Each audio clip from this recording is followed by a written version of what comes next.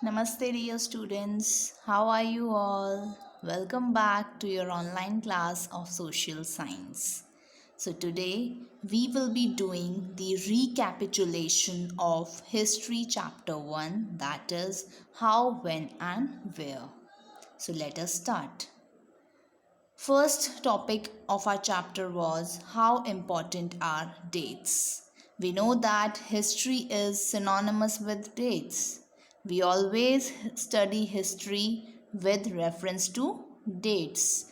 And in history, we see that how the things have changed. We compare the past with the present, and we continue to associate history with a string of dates. Why? Because there are particular events with which the dates are associated with, like when the king was born, when he got the throne, when he got married, when he fought the battle. So, all these events are always connected with the particular dates. So, historians have connected it with dates.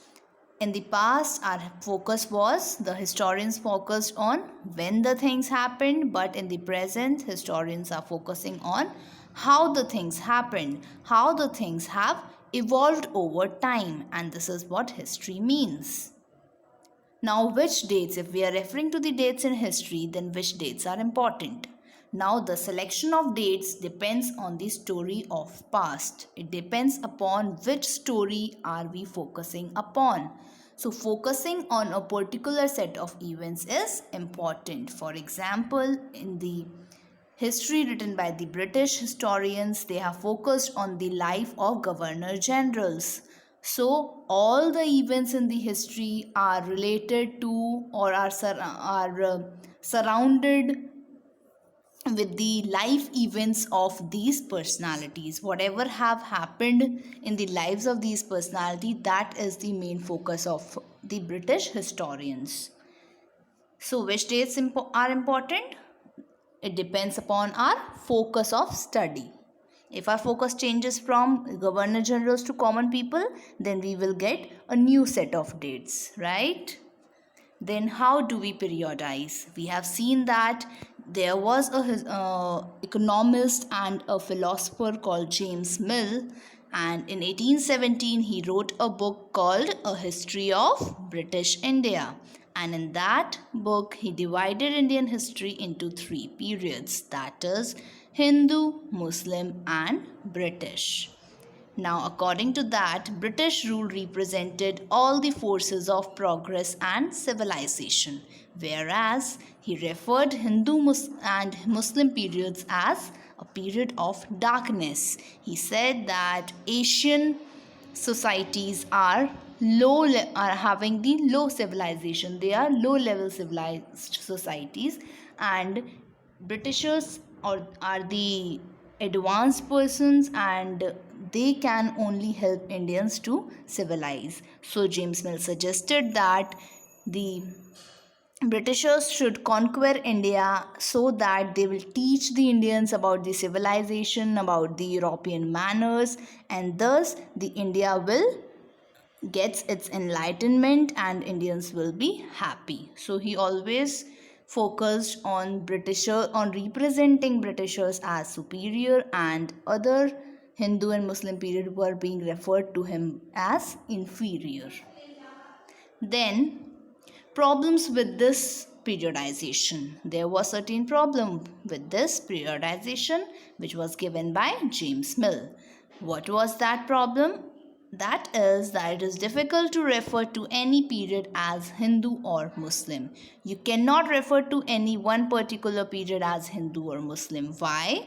Because variety of faiths were there in these periods. When the Muslims were ruling in India, in some of the territories there were Hindu rulers also.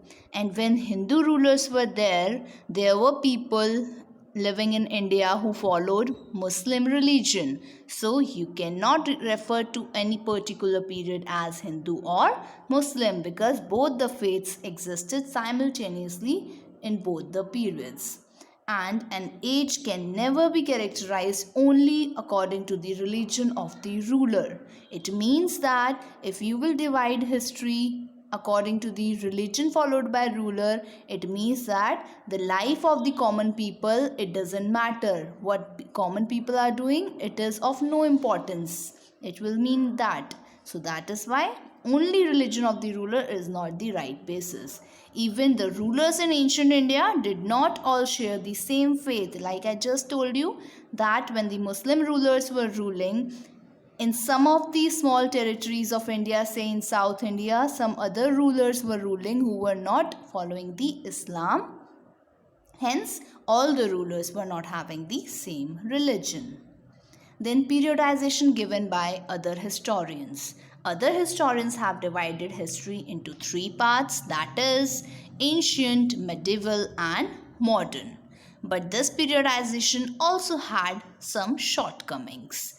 What are those shortcomings? Those are that it said that as compared to the modern period, the ancient and medieval periods were projected as dark ages. Means the ancient and medieval periods did not have anything scientific, anything related to scientific advancement, or it was not having anything related to the new concepts of modernization, that is the liberty, equality, all these were not there. And on the contrary, it was said that modern period is associated with advancement in scientific knowledge. But if we see the actual thing, then there were various scientific advancements which were there in the ancient and medieval periods as well. Like I gave you the example of the Battle of Panipat, the first Battle of Panipat, which was fought in 1526 between Babur and Ibrahim Lodi.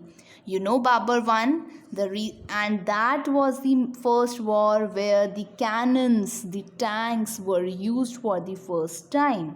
So you cannot say that there was no scientific advancement in ancient and medieval period, right?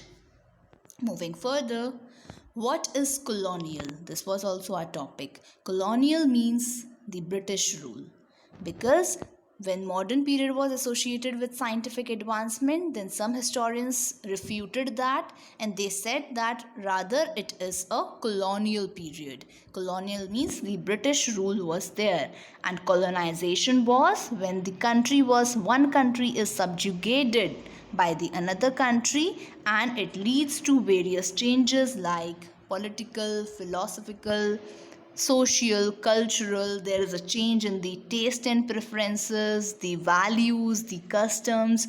That is called colonization. Then administrative records. We know that official records are very important source for the historians who are studying about the history of last 250 years. And specifically if we talk about the modern periods, then official records are the main source of information. British period, in the modern period, it is said that British believe in the act of writing. They thought that act of writing was very important, so that the things, if they are properly written up and preserved, then they can be referred in the future and the things can be properly discussed and debated. So they carefully preserved all their official records and created several archives and museums for the purpose. For example, the National Archives of India, which was established in near Viceregal Palace, and Viceregal Palace means the Rashtrapati Bhavan. Earlier in the British time, it was called Viceregal Palace, where the viceroys lived. Then surveys. Now the practice of surveying became very common during the British era, because Britishers believed that a country has to be properly known, a country has to be known in a better way if you want to rule that country in a better way. So for proper and effective administration, for proper effective ruling, the country must be known first. Then only you can rule over the people, when you know everything about that country. So many surveys were started by the Britishers, like revenue surveys in the villages, so that they can fix up the revenue.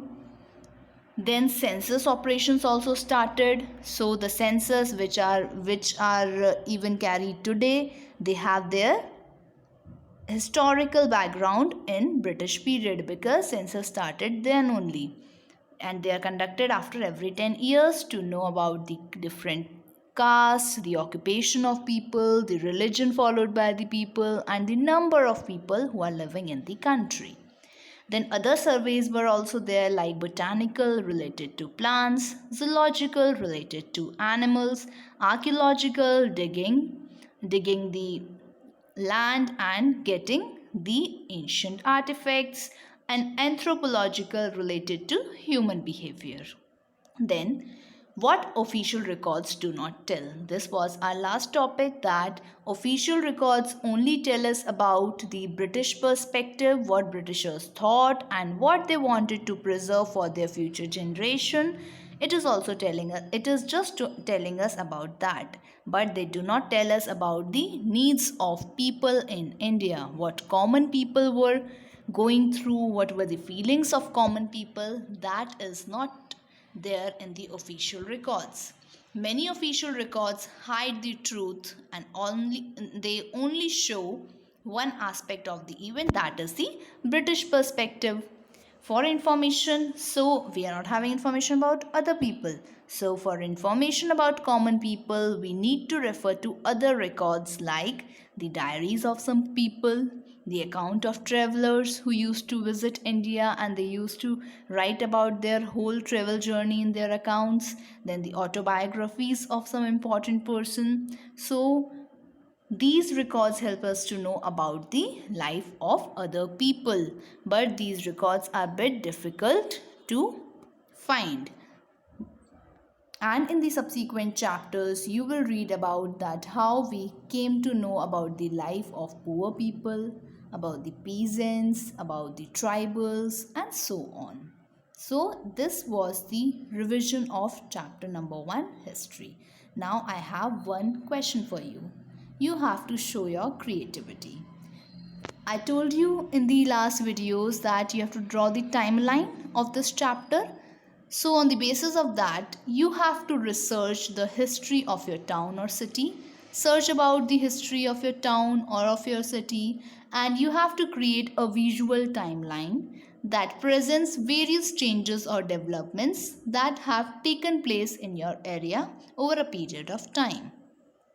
And there are some clues which I have given, like how the architecture has changed, so you have to look into that. Then what was the education system before and how the education system has changed now in your town or city, and how was the trade and commerce being carried. Then what was the mode of transport? Earlier mode of transport was, you can say, rickshaws were generally there, and now you can say we have moved towards cabs. We have cabs available in our area now. So you have to create a timeline, and you can take the reference of the years, like you can write round about that in 1990s this was there, then in 2000 to 2001 this thing happened, then from 2005. So you can take the 5 years gap, or you can take the 10 years gap. So as per your wish, you have to create a timeline of your city or town, wherein you will be discussing that how the things have changed from the past to the present, and these can be taken as your reference point. Okay, so thank you class, have a nice day and keep safe.